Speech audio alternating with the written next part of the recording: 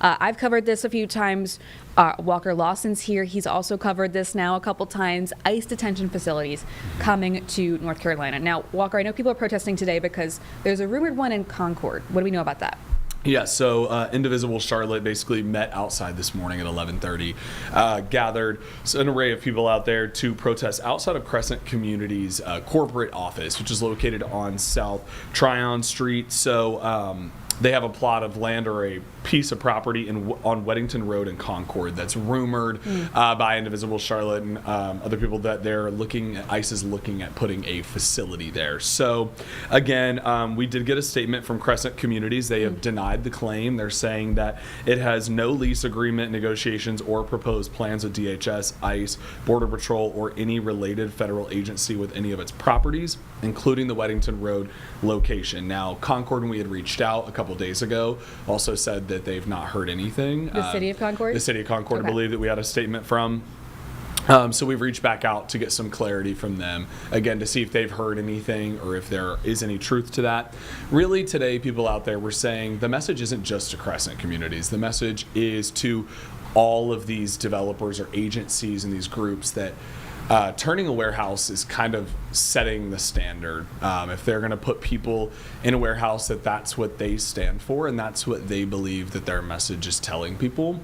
One of the really interesting quotes is they said warehouses are for goods and services, not for kids and families. And that was a really impactful line that I had heard once we got out there today. So again, there is nothing to say that this is happening. This is all rumored. Again, Crescent Community is coming out saying that they are not aware of this. Well, and I'm really glad you got a chance to actually get a statement from them, because I know sometimes with these larger companies, it's hard to get an answer with these things. I want to bring us back to, I think it was last Friday. That's when the New York Times report kind of went viral, showing not just the one in Concord, but multiple warehouses across the country.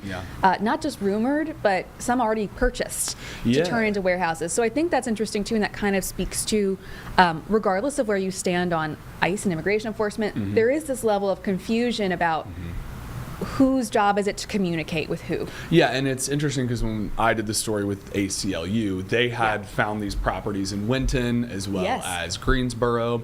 And we kind of talked about the Greensboro one because that is relatively close to here. It's not far. A lot of people, especially for Salisbury and neighboring communities, Greensboro is just a short hike over. I also have family in Greensboro too, but this, they had obtained these documents through a FOIA request that basically showed that there were plans, or that DHS was looking at putting ICE facilities in Greensboro. Again, at that time, we had reached out for comment. Greensboro said they were unfamiliar with any requests for that property as well, which seems to be a trend that we've seen. A lot of these communities not saying that they've heard anything or not been reached out to by any agencies, but the documents do show that from what ACLU's obtained, from what the New York Times has obtained, all for different locations. Yeah, so even if that step hasn't been taken to actually reach out, like that location may be floating around as an idea. But again, even those documents show no purchase has been made, so that would line up that there's no leasing agreement or anything like that.